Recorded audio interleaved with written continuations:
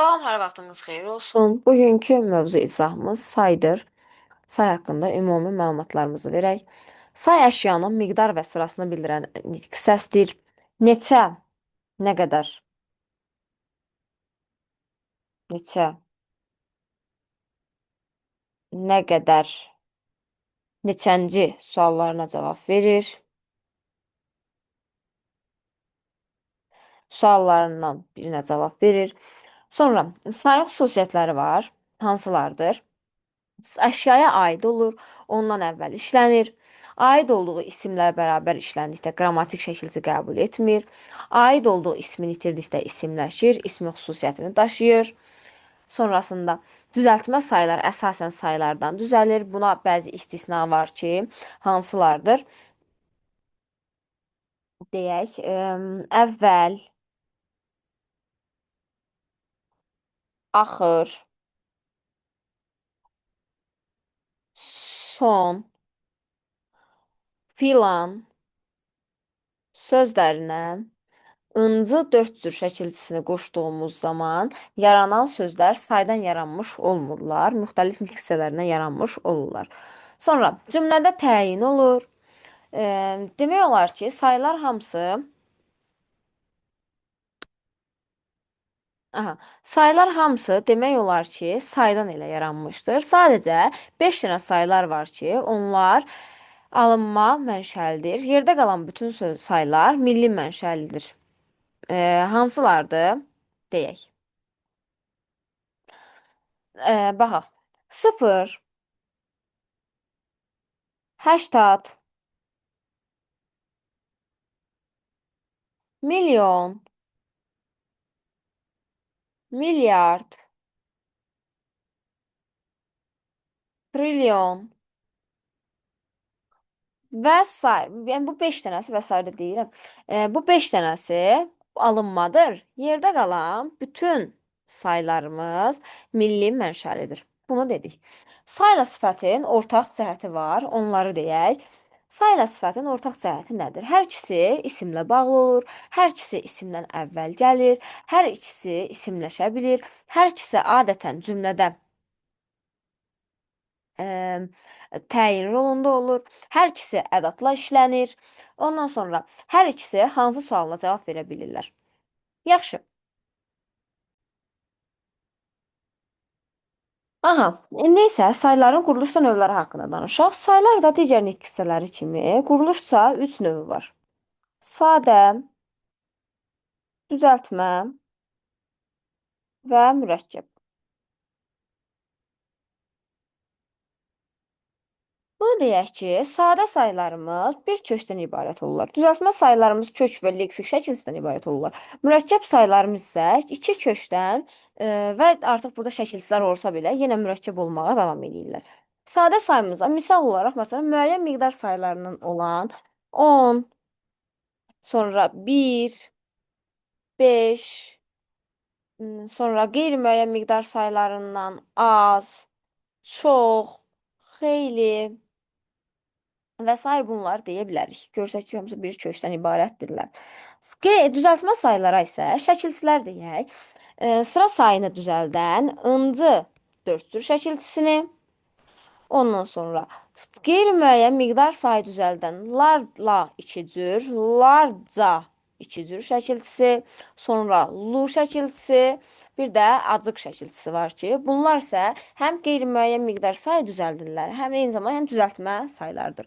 Mürəkkəb saylara isə, mürəkkəb saylara elə sadə say, həm müəyyən miqdar sayından deyə bilərəm, həm qeyri-müəyyən miqdar sayından deyə bilərəm, həm sıra sayından deyə bilərəm, hamısı ola bilər. Məsələn, 15.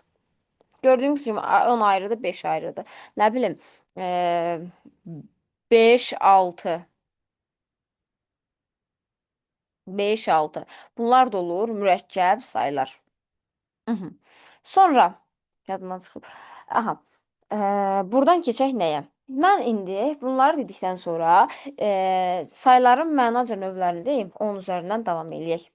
Sayların mənaca, bax sual verə bilirlər. Sayın mənaca neçə növü var? 2 növü var. Belə sxemlə deyək. Bir var miqdar sayları, bir də var sıra sayları. sıra sayları. Yaxşı, miqdar sayları öz sırasında 3 yerə bölünürlər. Müəyyən miqdar sayları, qeyri-müəyyən miqdar sayları, bir də kəsr sayları. Sıra sayları isə elə bir dənədir.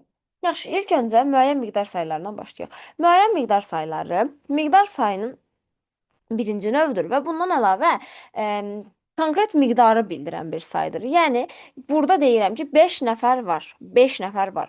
Bilirik ki, konkret 5-dir. 5-dən nə artıq deyil, nə əksik deyil. Yəni tam müəyyən miqdardır. 5 kilo alma. Yəni konkret 5 var. Bunu bilirik və bunun üzərində davam edirik.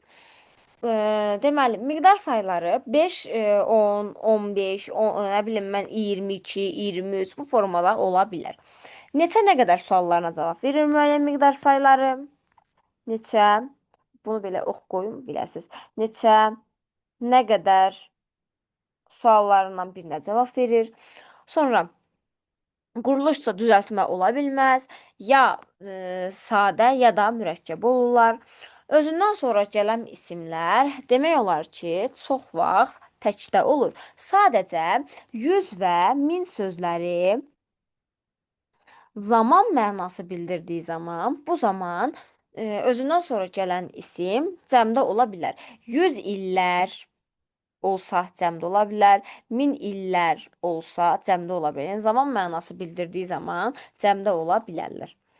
Sonra numerativ sözləri məncə axırda deyim. Sonrasında qeyri-müəyyən miqdar sayları. Qeyri-müəyyən miqdar sayları əşyanın miqdarının qeyri-müəyyən olduğunu göstərir. Yəni konkret bir miqdarı yoxdur. Məsələn, buna hansılar deyək? Az, çox, xeyli, bir sıra, bir çox,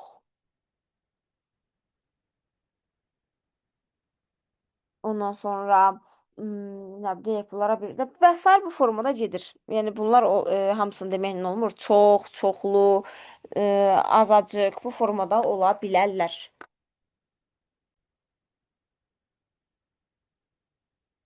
Çox, çoxlu, azacıq bu formada ola bilir. Üzr istəyirəm. Aha. Sonrasında dedik ki, qeyri-müəyyən miqdar sayları quruluşsa sadə, düzəltmə, mürəkkəb ola bilirlər. Buna demişdik. Sadəsinə məsələn elə azı deyə bilərik. Düzəltməsinə çoxluğunu yazaq. Çoxlu deyə bilərik, azacıq deyə bilərik. Mürəkkəbinə bir sıra, bir çox və s. deyə bilərik. Bu formada işlənirlər. Sonra bunu qeyd olaraq yazaq. Bir sıra, bir də bir çox saylarından sonra gələn isimlər həmişə cəmdə olur. Sonra çox, çoxlu,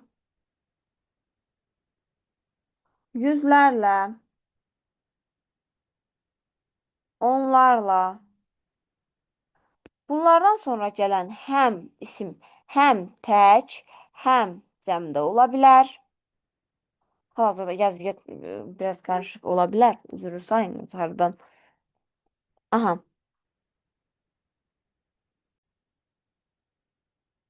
Aha, və yerdə qalan digər qeyri-müəyyən miqdar saylarından sonra gələn isimlər təkdə olurlar.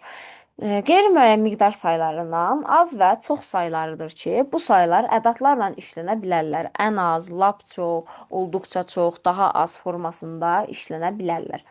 Sonra bu qeyri-müəyyən miqdar sayların bir forması da var ki, onlara həm təqribi, həm təxmini saylar deyə bilirlər. Məsələn, 5, 6. Nə bilim, ən aşağısı 5 deməkdir bu. Ən yuxarısı 6 deməkdir. Deyirəm ki, 5-6 adam gəldi. Məsələn, 5-6 nəfər adam gəldi. Yəni aşağısı 5 nəfər gəlmişdi. Ən çoxu da 6 nəfər gəlmişdi. Məsələn, deyirəm 10-15 belə yazıram da, 10-15 kiloqram alma var. Yəni aşağısı 10 kilodur, yuxarısı 15 kilo mənasında işlənən təqribi təxmini miqdar, qeyri-müəyyən miqdar saylardır bunlar. Sonrasında mən indi sizə burada numerativ sözlər deyim, bu ikisi elə müəyyən miqdar sayla qeyri-müəyyən miqdar sayını demişkən. Müəyyən miqdar sayı və qeyri-müəyyən miqdar sayının bu təqribi təxmini sayları arasında işlənən numerativ sözlər var ki, onları artırmaq olar. Hansılardır? Nəfər, baş, dənə, ədəd, cüt, dəst, kiloqram, metr, litr, tikə və sair bunlar var ki, bu sözlər numerativ sayları artırmaq olar. Məsələn, yəni isimlə say arasında artırılan sözdür numerativ söz. Məsələn, 3 nəfər adam gəldi. Nəfər sözü insanlarla işlənir. Burada təbii ki, götürüb də 3 baş adam yazsam, burada artıq norma pozulmuş olacaq. Burada 3 nəfər adam uyğun gəlir. Bunlar da artıq açın qaydadan oxuyun ki, hansı hansında işlənir. Sizə sual olaraq düşür ki, fakt topulda var bu suallar ki, bu numerativ sözlər hansı saylar arasında işlənmişdir? Qeyri-müəyyən miqdar sayı sadəcə müəyyən miqdar saylar arasında işlənir. Xeyr, yanlışdır. Çünki qeyri-müəyyən miqdar sayının təqribi təxmini saylar arasında işlənə bilər. Məsələn, 5, 6 nəfər. Bayaq elə dediyim kimi. 5-6 nəfər adam gəldi. Bax, burada nəfər sözü gördüyünüz kimi 5-6 adam arasında işlənir və numerativ söz sayılır. Bunu da qeyd edin, yadda saxlayın. Sonra bəzi saylar var, numerativ sözlər var ki, həm isim kimi, həm numerativ söz kimi işlənir. Stəkan, məsələn, vaqon, vedrə, top, baş, göz, qaşıq, tikə, parça. Bunlar numerativ söz, həm də isim kimi işlənir. Amma bəzi sözlər var ki, əsas vəzifəsi elə numerativ söz olmaqdır. Nəfərdir, dənədir, ədəd, cüt, dəst, metr, litr, kiloqram. Bunlar elə numerativ söz kimi işlənməkdir funksiyaları, amma yerdə qalanlar dediyim kimi həm isim, həm də numerativ söz kimi işlənə bilərlər. Sonra biz müəyyən miqdar saylarının bir qolu qalan kəsr saylarından danışaq. Kəsr sayları miqdar sayının bir növü olur və tamın hissəsini və ya tam və hissəni bildirir. Məsələn, 1,5, 3də 1. Riyaziyyatdan keçilən kimi bunlar artıq kəsr sayları adlanır.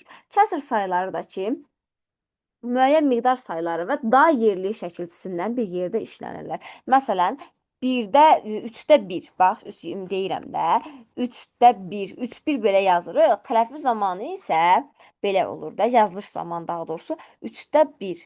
Bu formada yazılır. Ondan sonra keçək indi sıra saylarına. Sıra sayları əşyanın sırasını və bildirir və neçənci. Bəzən də hansı sualına cavab verir? Hansılara cavab verir deməli? Neçənci. Bəzən də hansı sualına cavab verir. Yaxşı. Sıra sayları miqdar saylarına ıncı şəkilçisi artırmaqla düzəlir. Məsələn, 1, bayaq dediyimiz ıncı 4 sür şəkilçisində artıraq. 1 inci. Oldu düzəltmə sıra sayı. Bunu bilək ki, sıra sayları ya düzəltmə, ya da mürəkkəb ola bilər. Sıra sayının sadə versiyası yoxdur.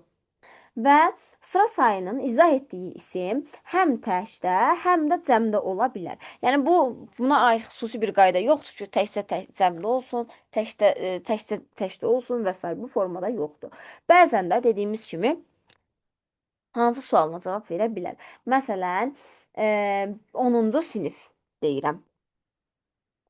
10-cu sinif. Hansı sinif? 10-cu sinif. Burada hansı sualına cavab verir? Bəzən isə deyə bilirik ki, 5-ci məsələn mərtəbə, neçənci mərtəbə bu formada ola bilər. Artıq yəni yox, 5-ci mərtəbə hansı mərtəbə formasında da ola bilər, yəni verilir. Sonra bunlar oldu. Əvvəl, axır, filan, son sözlərinə də ıncı şəkilçisi işləndikdə sıra sayı olur, amma saylardan düzəlməmişdir. Məsələn, testdə qabağınıza çıxar saylardan düzəlməyən və başqa nitq hissəsindən düzələn sayları göstərin. Bu sözləri göstərəcəksiniz. Əvvəl, axır, son, filan sözlərini. Sonrasında sıra sayları başqa saylara nisbətən daha çox isimsiz işlənə bilir, yəni isimləşə bilər. Demək olar ki, isimləşmənin çoxu elə sıra sayları üzərində olur. Sıra sayları müxtəlif cür olurlar. Məsələn, bir var ərəb sözlə olanlar, belə yazılanlar 10-cu forması. Bir var ərəb rəqəmindən yazılanlar, bir məsələn C yazılanda. Burada artıq yazılışa fikir verməliyik. Ərəb rəqəmindən yazanda defisi qoyuruq və C yazırıq. Yəni birinci hecədəki ın və ya incə sözü şəkilçisi ixtisar olunur. Bir də Roma rəqəmindəndir. Roma rəqəmindənsə məsələn 10 yazıram. 10 yazdığım zaman defis və ya şəkilçisidən istifadə olunmur. Yəni olduğu kimi qalır. Yəni burada qarşınıza gətirər qoyar 10-cu bu formada yaza bilər. Bu yanlışdır. Bu sadəcə 10 formasında belə yazılmalıdır. Bunları da dedik. Sayın isim kimi işlənməsi, isimləşməsindən danışaq. Say isimləşdiyi zaman dedik ki, hansı xüsusiyyətləri qazanacaq? Sifətlə ortaq xüsusiyyətləridir. İsimləşdiyi zaman cəmlənə bilir, mənsubiyyətə görə dəyişir, hallanır, kim və nə suallarına cavab verir. Ondan sonra say xəbər vəzifəsində çıxış edərkən həm ismi xüsusiyyətini daşıya bilər, həm daşımaya bilər. Bunları fərqləndirmək üçün xəbər vəzifəsindəki saya sual vermək lazımdır. Əgər say öz sualını saxlayırsa isimləşib, əgər isimləşməyib, əgər öz sualını saxlamırsa isimləşib deməkdir. İsimləşməsinə sadəcə bir neçə misal gətirək. Məsələn, ikinci, görsəz burada da sıra saydı yenə. İkincilər cəm şəkilçisi qəbul etmişdir və isimləşməsi cəm şəkilçisi vasitəsilə olmuşdur. Məsələn, birinciləri və ya ikinciləri yazaq artıq belə gətirdik. İkinciləri görsəniz hal şəkilçisi hallanma qəbul edib və ya 11-cilərimiz, məsələn, ikincilərimiz yazaq heç burada da ikincilərimiz, ikincilərimiz. Burada da imizdən istifadə edilmişdir. Yəni müəyyən mənsubiyyət şəkilçisidir. Sadəcə buna dediyim kimi suallar vermək lazımdır. Hansında nə qədərdir xəbər vəzifəsində olduğu zaman nə qədərdir sualına cavab verirsə isimləşməyib, kimdir, nədir tipli suallara cavab veribsə isimləşməsini göstərmişdir. Yaxşı, belə. Sadəcə saya aid bir neçə ümumi xüsusiyyəti ümumiləşdirmə deyim, danışdım hamısını. Sayın özünə məxsus qrammatik şəkilçisi yoxdur. Sayılar milli mənşəlidir, yəni istisna olanlar var 5 dənə, hansılar dedik? 0, 80, milyon, milyard, trilyon kimi. Sayılardan omonim olanları var. Məsələn, bir sayı var ki, omonim saydır. Həm say kimi, həm ədat kimi işlənir. Ondan sonra az sözüdür, az sayıdır. Az həm say kimidir, həm feil kimi omonim olur. Ondan sonra 40 sözüdür. Həm say, həm feil kimi olur. Sonra 1000 sözüdür. Həm say, həm feil kimi olur. Ondan sonra 80 həm say, həm feil kimi olur. Çox sözü həm say, həm ədat kimi olur. Bu formada olurlar. Ondan sonra az, çox, xeyli sözləri say və zəf kimi işləndikdə omonim hesab olunmur. Qarşınıza gətirib qoya bilər ki, az insan və ya az kitab, bir də az danışmaq. Baxın uşaqlar, bu sayları işlədiyiniz zaman əsas fikir verəcəyiniz söz verilən sayın isimə yoxsa feilə aid olmasıdır. Buna diqqətlə fikir vermək lazımdır. Az sözü burada feilə aid olduğu üçün bu olacaq miqdar zərfi. Ancaq burada ismə aid olduğu üçün olacaq say. Yəni saydan sonra gələcək sözün İsim yoxsa feil olmasına, yəni sayın aid olduğu sözün isim yoxsa feil olmasına diqqətlə fikir vermək lazımdır. Yəni bu formada da bunlar omonim deyil. Bax bunu belə x qoyaraq göstərirəm. Omonim deyillər. Sonrasında